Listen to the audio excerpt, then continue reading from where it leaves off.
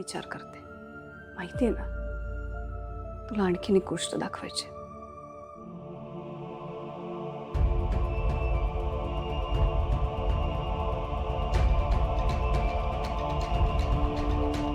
तुला माहितीये ना, या घरात कोणालाच तू नको होतास.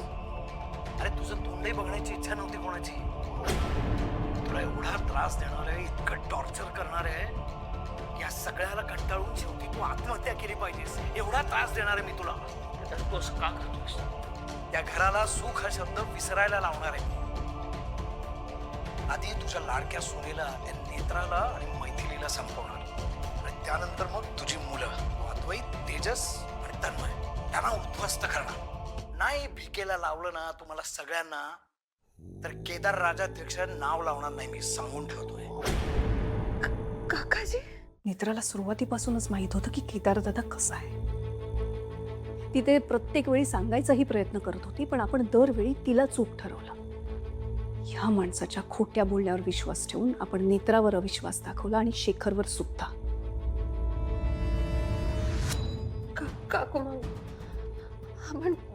काकू मला सांगूया सगळं. चल. नाही, केतकीनं हा व्हिडिओ दाखवायचा नाही.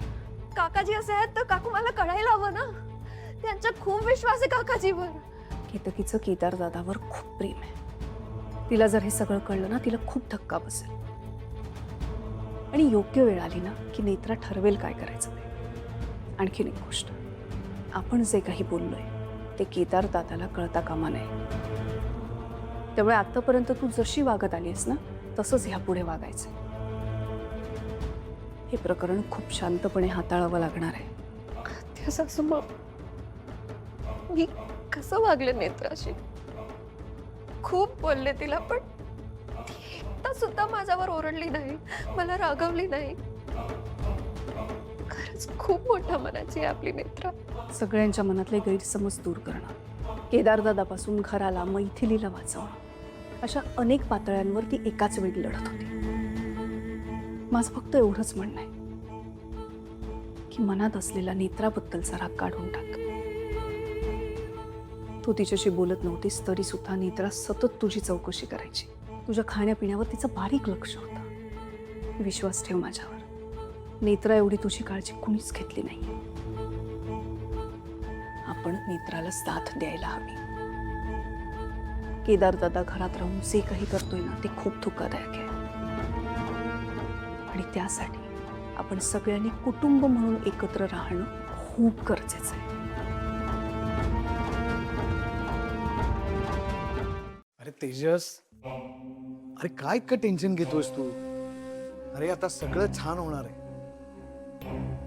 तू बाबा होऊ शकणार आहेस. आपल्या घरात छोटं बाळ आलं ना की मग ऑफिस मधनं मी रोज 1 तास लवकर येणार बाळाशी खेळायला. तुम्हा दोघांकडनं आताच परमिशन घेऊन ठेवतोय ना.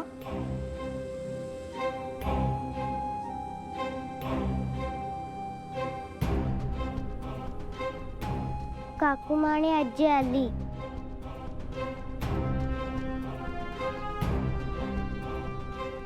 फाल्गुनी, काय झालं? इंद्राणीताई, काय झालं? का घेऊन गेला होता एकटीला आणि इतकं काय बोलायचं होतं? विशेष काही नाही. घरात वाद होऊ नयेत म्हणून 4 गोष्टी समजावून सांगितल्या तिला माझ्या भाषेत. अहो, पण फाल्गुनीला काय समजावायचं होतं? ज्या व्यक्तींमुळे घरामध्ये वाद होत आहेत ना, त्या व्यक्तीला समजावा ना.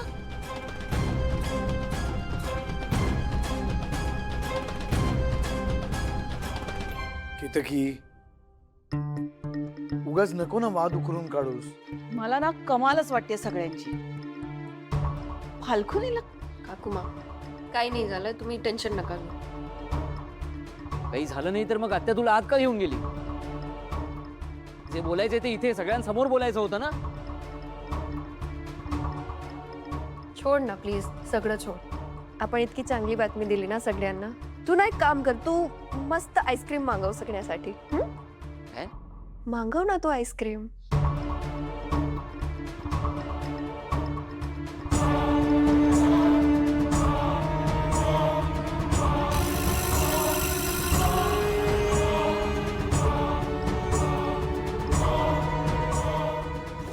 पटकन.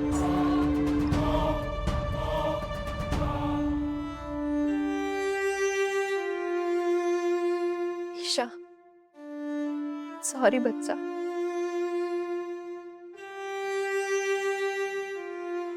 सॉरी रीमा.